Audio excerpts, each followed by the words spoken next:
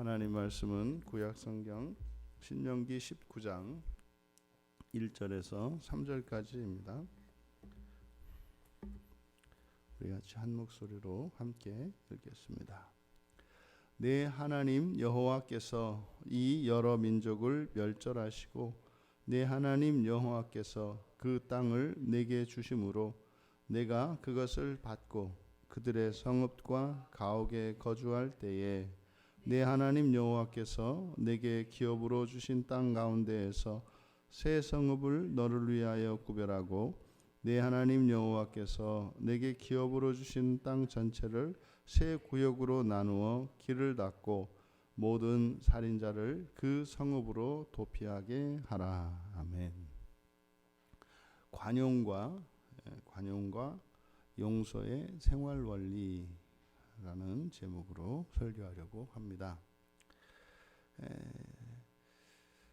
먼저 본문에서는 이스라엘의 축복과 이스라엘의 기업의 특성이 어떠한 것인가를 밝히고 있는데, 이스라엘이 받은 복, 그것은 그들의 기업이 하나님께로부터 주어진 것이라는 것입니다. 하나님께로부터 주어지는 기업, 이 여러 민족을 멸절하시고 이스라엘 자손의 입장으로 보아서는 도저히 상대가 되지 않는 민족들을 이제 쫓아내고 그 땅을 차지하게 되는데, 그 전쟁 그리고 그들의 그 땅에 거했던 원주민들을 멸절하시는 것, 근데 이것이 하나님께서 하시는 것으로 나타납니다.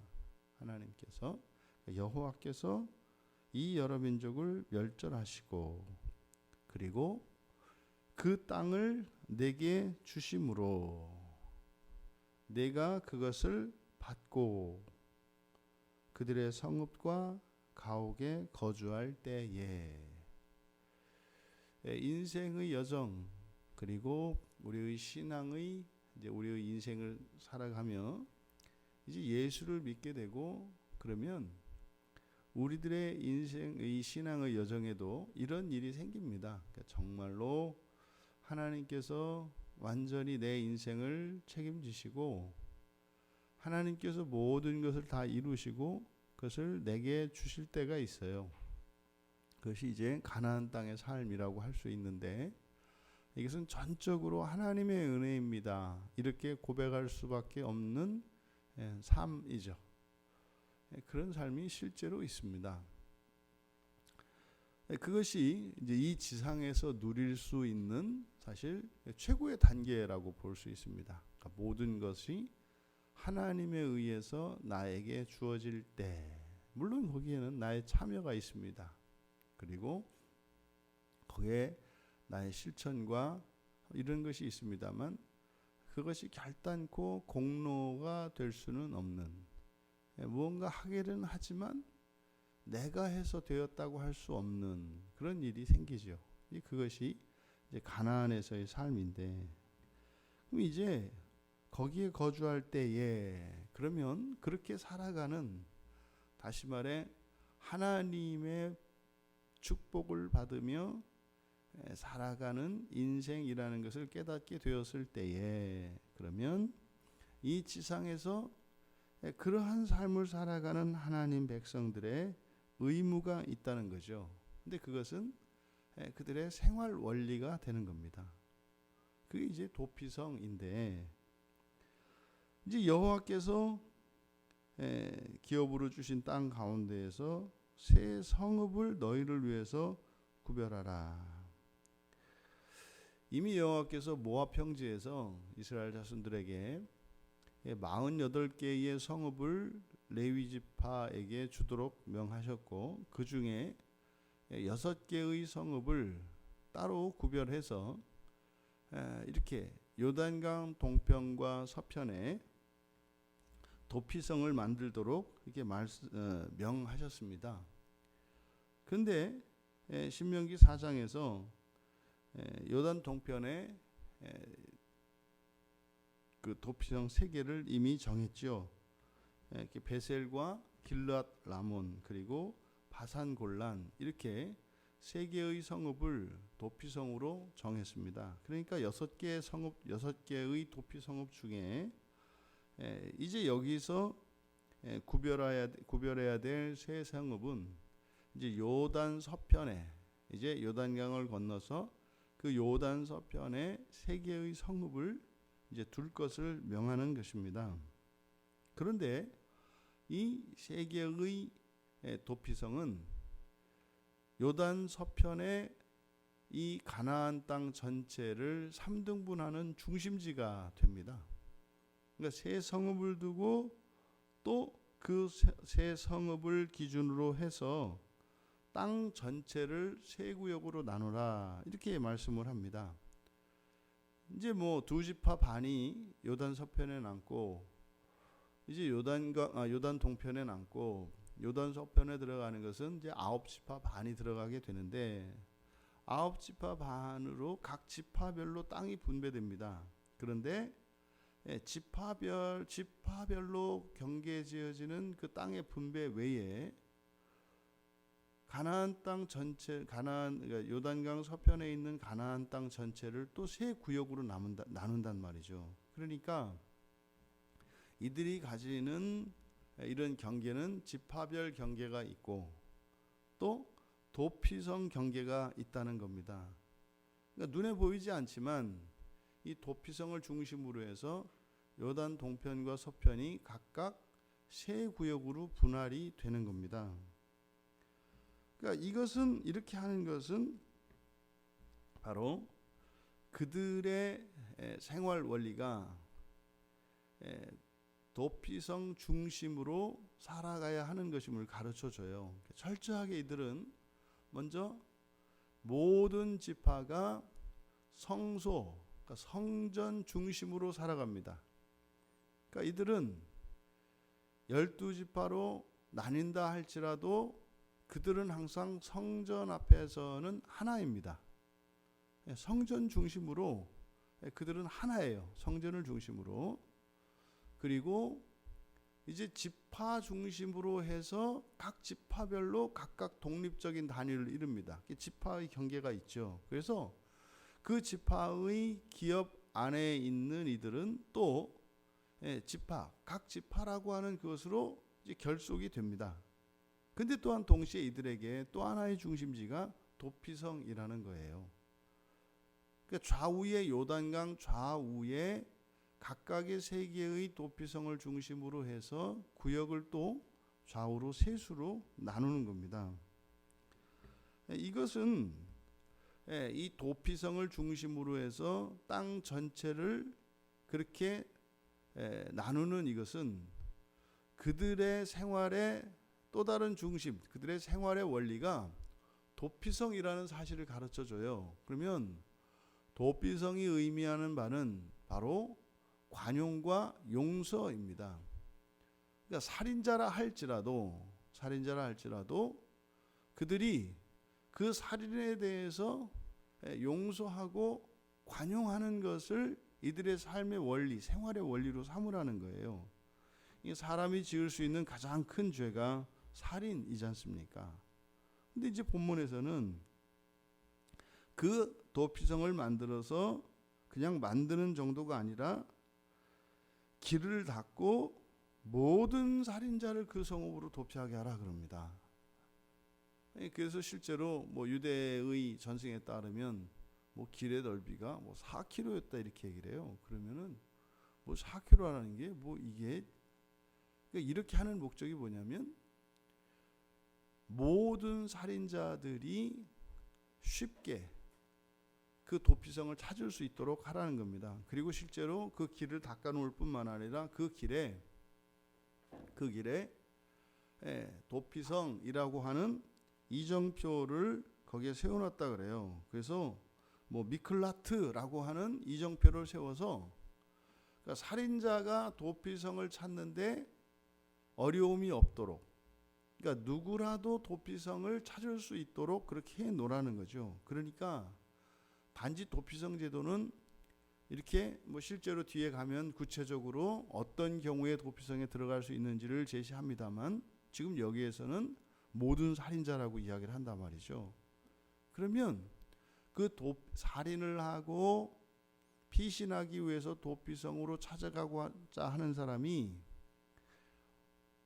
너무나 쉽게 분명하게 찾을 수 있도록 만들어 놨다는 거예요. 그러니까 단지 살인한 사람이 알아서 찾아가는 게 아니라 공동체적으로 적극적으로 그 살인자가 도피성을 찾아갈 수 있도록 적극적인 이런 행위를 해야 된단 말이에요. 길도 닦고 거기다가 이제 이정표도 세우고 하는 일을 해야 된단 말입니다. 그러니까 이것이 바로 이 도피성이라고 하는 것은 단순히 살인자에 대한 어떤 보호를 위한, 살인자를 보호하기 위함만이 아니라 이것은 공동체 전체가 가져야 되는 중요한 생활 원리를 가르쳐주고 있다. 그게 바로 뭐예요? 관용과 용서입니다. 관용과 용서. 그러니까 여기서 관용과 용서는 누군가가 내 가족의 생명을 뺏은 거예요. 그럼 그 사람에 대해서, 그 행위에 대해서 그럴 수도 있다라는 생각을 가지라는 겁니다. 이게 그렇게 되는 게 아니죠. 게다가요, 용서하라는 거예요. 그러니까 이것은 철저하게 이 땅을 살아가는 하나님 백성들에게 주어지는 생활 원리는 이것이 이제 사랑인데, 그 사랑은 관용과 용서로서 우리의 삶의 원리가 되어야 하는 것을 가르쳐주고 있다. 하나님 백성들에게는 구약이나 신약이나 오늘 우리들에게도 주시기로 약속하신 하나님의 기업이 있습니다. 근데 그 기업은 우리와 하나님이 힘을 합쳐서 이루는 것이 아니라 하나님의 절대적인 주권에 의해서 우리에게 주어집니다. 그것은요, 구분할 수 있습니다. 분명하게 구분할 수 있습니다. 참으로 하나님께서 하나님의 권능으로 원수들을 물리치시고, 그리고 그 땅을, 그 기업을 나에게 주시고, 그래서 그들의 성읍 안에서 살게 하시는 그러한 하나님의 기업이 우리들에게 약속이 되어 있어요. 오늘날 그리스도인들도 마찬가지입니다. 근데 이 믿음이 없죠. 그 믿음이 없죠. 참으로 하나님께서 광야에 살고 있던 이스라엘 백성들에게 불기둥과 구름기둥으로 그들을 보호해 주시고 매일같이 그들을 먹이셨던 그 40년의 광야의 역사는 철저하게 그들의 본성을 다루시는 이러한 목적도 있었겠습니다만, 거기서 주는 교훈은 하나님께서 이 세상을 살아가기 위해 필요한 것들은 하나님께서 공급해 주신다는 것입니다. 우리는 결단코 그것을 위해서 살아가서는 안 된다는 거예요. 그건 하나님께서 하시는 거라는 겁니다. 이것이 주님이 이 땅에 오시는 날까지 하나님을 믿고 하나님을 의지하며 그렇게 하나님을 택한 백성들에게 주어지는 가장 기본적인 원리입니다. 그런데 그것이 서서히 주어져요. 그냥 어느 날 눈을 뜨니까 짠 하고 이렇게 되는 것이 아니라 서서히 주어져요. 서서히. 그러니까 서서히 주시는 이유는 무엇입니까? 그것 자체가 목적이 아니기 때문입니다. 그러니까 서서히 주시는 것은 우리의 본성의 변화와 함께 하나님의 기업을 우리에게 주십니다. 바꿔 말하면 누군가가 끊임없이 하나님의 말씀을 따라 자신의 전 인격을 변화시켜가고 또 하나님을 의지하며 회개하며 살아가는 인생을 살아간다면 하나님께서 반드시 그 기업을 주십니다. 반드시 주십니다. 그런데 목표는 우리들의 본성의 변화죠. 우리들의 본성의 변화. 그러니까 본성이 변했으니까 그거에 대한 보상으로 주신다기보다는 우리의 본성의 변화를 느낄 수 있도록, 확인할 수 있도록, 그리고 이 본성의 변화가 우리에게 주는 유익과 기쁨이 크다는 것을 가르쳐 주시기 위해서 하나님의 이 땅에 있는 이 땅의 것으로 하나님께서 우리에게 기업으로 주시는 거죠. 그래서 우리가 해야 될 일은 우리의 일상을 지키며 살아가되 우리의 본성의 변화에 힘을 써야 하는 겁니다. 그러니까 하나님 백성과 세상 나라 백성의 차이는 그겁니다. 세상 나라 백성은 자신이 필요한 것들을 채우고 그리고 이제 팔자 좋고 배부른 사람이 돼서 이제 본성의 변화를 위해서 도를 닦고 금욕 생활을 하고 뭐 이러는 겁니다. 이게 세상 나라 사람들의 생각이죠. 우리는 그게 아니라 본성의 변화를 위해서 살아갈 뿐입니다. 그리고 우리는 우리의 일상을 묵묵히 살아갈 뿐이에요. 그러니까 하나님 백성들이 인생을 살면서 겪게 되는 여러 가지 방해나 이런 시험들은 세상 사람들이 겪는 것과 좀 달라요. 그리고 그것을 해결하는 방법도 다르고요. 어떤 문제가 나타나면 그 문제를 직접 맞닥뜨려서 해결을 해야 되는 것이 아니라 그 문제를 통해서 우리는 우리의 내면, 우리의 본성을 봐야 되고 이게 죄와 허물의 문제 아니겠습니까? 그러면 그것을 위해서 하나님께 은혜를 구하고 그것을 위해서 살아가면 인생에 생겨난 이 문제는 우리가 보기에는 저절로죠. 근데 하나님께서 그 문제를 해결해 가신다고요. 그러니까 이것은 반드시 경험이 돼야 합니다. 이건 아무리 뭐 입이 10개라도 그거 뭐 백날 얘기를 해봐야 큰 의미가 되지 않습니다. 아, 그런가 보다. 아, 좋겠다. 그리고 이렇게 펼쳐지죠. 또 뭐 누가 그랬다는 이렇게 얘기를 들으면 뭐 그러기도 하는가 보다. 그러니까 자기와는 전혀 상관이 없죠. 이것은 꼭 경험이 돼야 합니다. 그래야 비로소 이 사단 마귀에 대한 두려움이 사라지고 미래에 대한 이런 염려나 걱정이 완전히는 아니겠습니다만 내 마음의 평화를 깨거나 내 일상을 흔들 만큼 그것이 위협이 되지 않습니다. 뭐 믿는 구석이 있어야죠.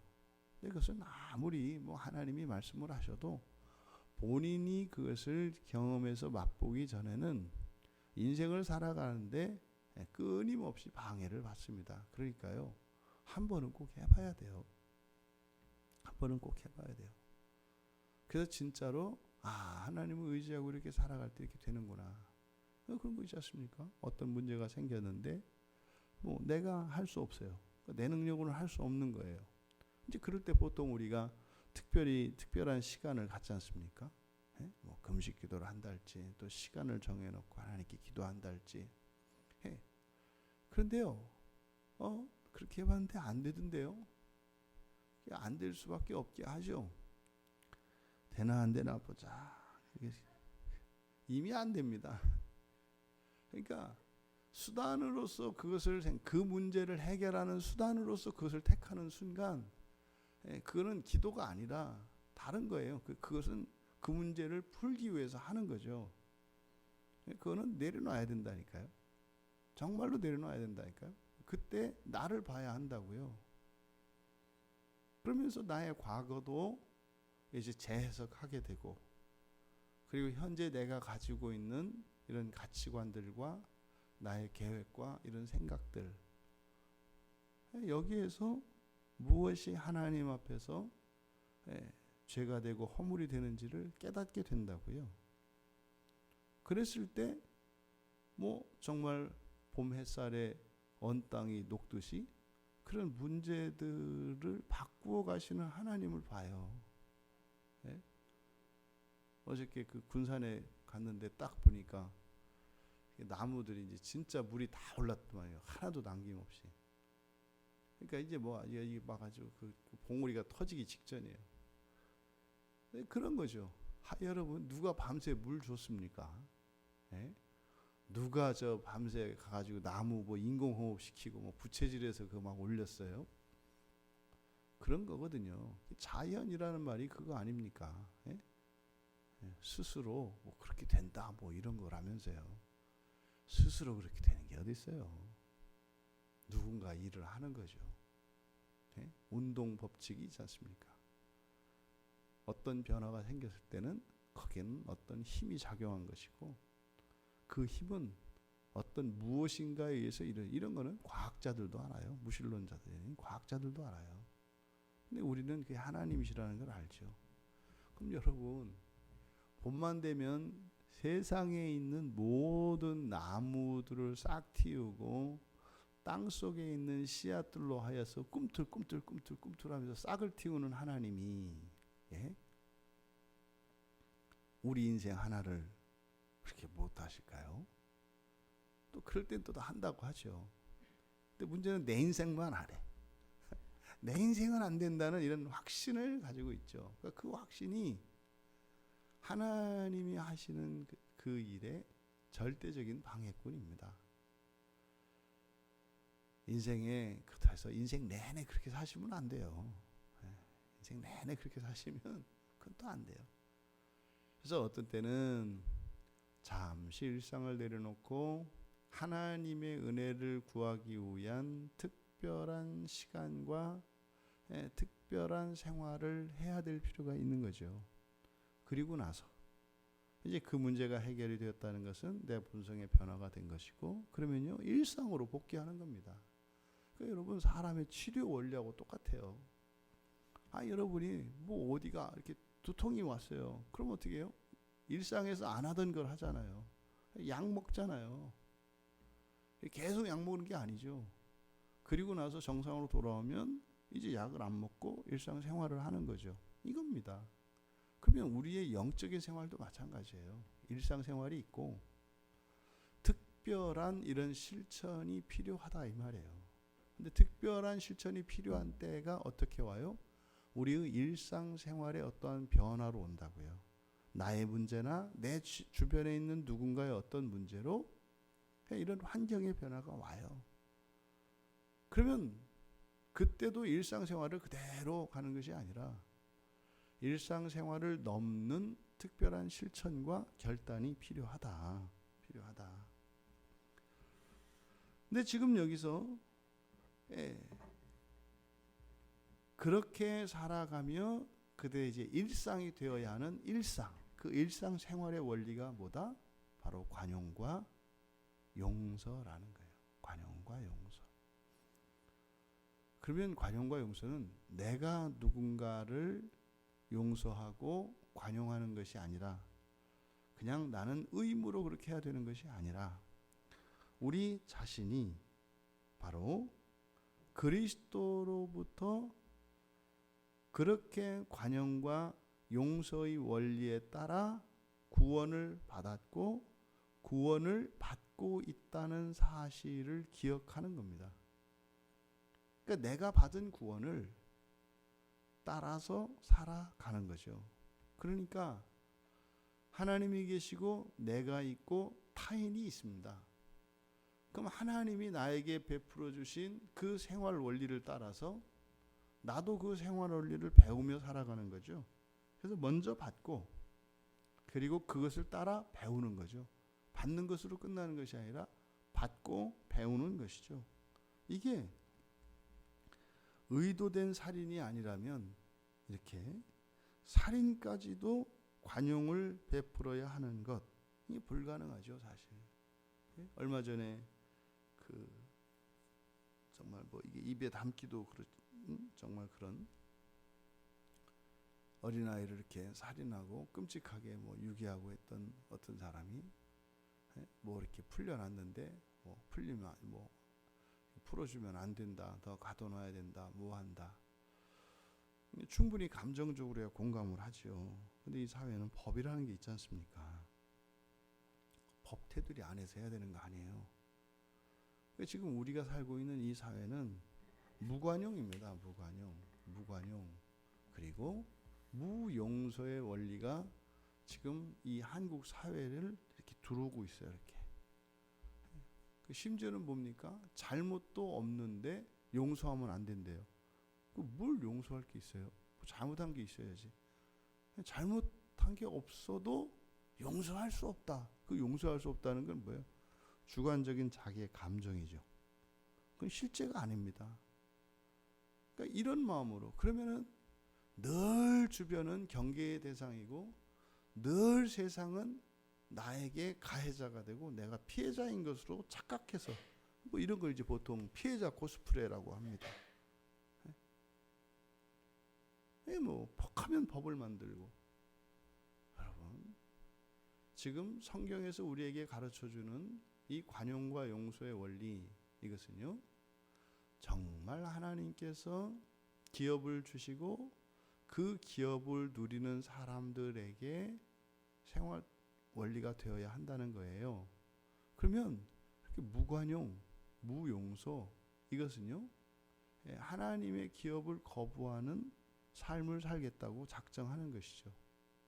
여러분, 이 시대 정신을 따를 것이 아니라 하나님의 말씀을 따라 이 세상에서조차 하나님 나라의 기업을 누리며 살아가시는 여러분 되시기 바랍니다. 근데 하나님 나라의 기업을 받는 것이 그저 살아가는데 더 유리하고 더 유익한 것이 아니라 이 땅에서 하나님 나라의 기업을 누리면서 산다는 것은 예수님께서 재림하실 그때에 장차 이 땅에 임할 그 하나님 나라에 들어갈 것에 대한 보증이기 때문에 우리는 그렇게 살아야 하는 거죠. 부디 여러분의 삶 속에 도피성 제도를 통해서 마치 그것은 예수님께서 십자가에 못 박혀 죽으시지만 하나님 아버지께서 그것을 관용하시고 그렇게 한 것을 용서하시겠다는 하나님의 의지의 표현인 거죠. 그래서 우리들 자신에게 누군가가 죄를 지었고 큰 피해를 끼쳤다 할지라도 그것이 악의적이고 의도된 것이 아니라면, 또 그렇다 할지라도 회개하고 용서를 구한다면 우리는 용서해야 합니다. 그리고 우리는 그럴 수 있다 라고 하는 관용의 정신이 우리의 삶의 원리가 되어야 합니다. 왜요? 만약에 당신이 정말 이 땅에 하나님 나라가 임할 것을 믿고 있다면, 또 그 나라에 들어가지 않는다고 하는 것은 아주 혹독한 연단의 시간을 거쳐야 한다는 것을 믿고 있다면 우리는 그렇게 살아야 합니다.